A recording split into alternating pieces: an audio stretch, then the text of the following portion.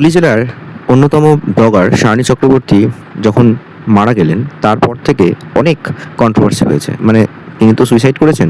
এই সুইসাইড করার পেছনে নেপথ্যের কারণ হিসেবে কেউ লাভ জেহাদি বলেছে, কেউ নানা রকম নানা কথা বলে বেরিয়েছে। ইনফ্যাক্ট এগুলো নিয়ে ফেসবুকে পোস্টও হয়েছে। তার উপর বেস করে আমি একটা সেকেন্ড ভিডিও করেছিলাম, সেখানে আমার কিছু বক্তব্য আমি পরে উইথড্র করে নিই এবং সেখানে আমি বলেও ছিলাম যে হয়তো আমার অজান্তে, এবং আমি এটা বলেছিলাম যে হয়তো, আমি নট শিওর, এরকম ধরনের কথা বলেছিলাম যে হয়তো এরকম কিছু একটা ঘটতেও পারে, যেগুলো ফেসবুকে পোস্ট হচ্ছিল, যেগুলো ভীষণ রিউমার ছড়িয়েছিল।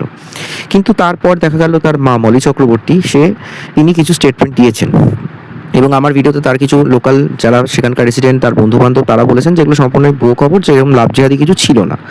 এরপর যখন ওর মা কিছু স্টেটমেন্ট মলি চক্রবর্তী দিয়েছেন, তারপর ব্যাপারটা অনেকটা ক্লিয়ার হয়েছে।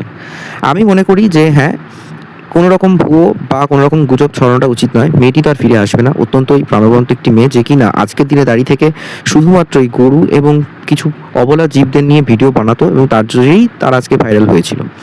তার মায়েরও একটি পেজ রয়েছে, সেখান থেকেও তারা যেদিনকে ইনি মারা গেছিলেন সেদিন সকালেও কিছু ভিডিও পোস্ট হয়েছিল, যেটা জানা যাচ্ছে যে যেদিন মারা গেছে তার ঠিক আগের দিন এই মেয়েটি তার 6 বছরের সম্পর্কের মধ্যে থাকা যে প্রেমিক অর্থাৎ সায়ন কুণ্ডু, তার সঙ্গে দেখা করেছিলেন এবং সেখান থেকে ফিরে আসার পর থেকে আপসেট ছিলেন, ভীষণ কান্নাকাটি করেও ছিল, এরকম তার মায়ের বক্তব্য। এবং তিনি বলেছেন যে তিনি তার মেয়ের সাথে যথেষ্ট ভালোভাবে বন্ধুর মতো মিশলেও অনেক কিছুই তার মাকে সেই মেয়ে অর্থাৎ শায়নী চক্রবর্তী জানায়নি, যেটা তার ফোনের চ্যাট ঘাটলে হয়তো কিছু পুলিশ ক্লু বের করতে পারবে।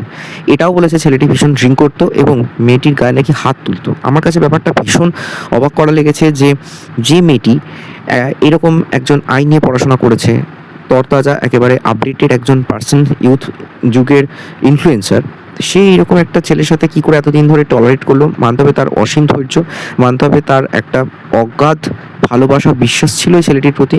কোনো একটা কারণের জন্য হয়তো তার মন ভেঙে গেছে এবং সে এই ধরনের একটা সিদ্ধান্ত নিতে শেষ পর্যন্ত চূড়ান্ত হয়।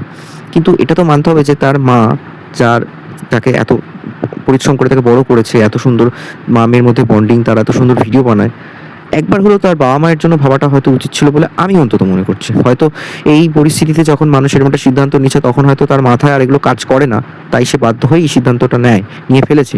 শায়নী চক্রবর্তীর মতো মানুষ সেই সিদ্ধান্ত নিয়ে ফেলেছে, তাকে দোষারোপ করার মতো আজ পরিস্থিতি নেই, সে আজ আমাদের মধ্যে নেই।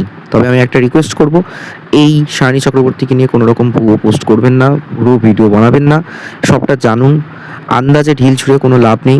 তার মা এই বক্তব্যটা ফেসবুকে রেখেছে, আমি তার উপর বেস করেই ভিডিওটা করেছি। তাই আমার এই ভিডিওটা দেখার পর আমি এটুকু বলতে পারি যে আমি জাস্ট শুধুমাত্র তার মা যে কথাগুলো বলেছিল তার উপর বেস করেই করা। এখানে আমি নিজের মন করা কোনো রকম তথ্য, ভুলভাল খবর ছড়ানোর চেষ্টা করিনি। তো ভিডিওটা কেমন লাগলো অবশ্যই জানাবেন। আর হ্যাঁ, শায়নী চক্রবর্তী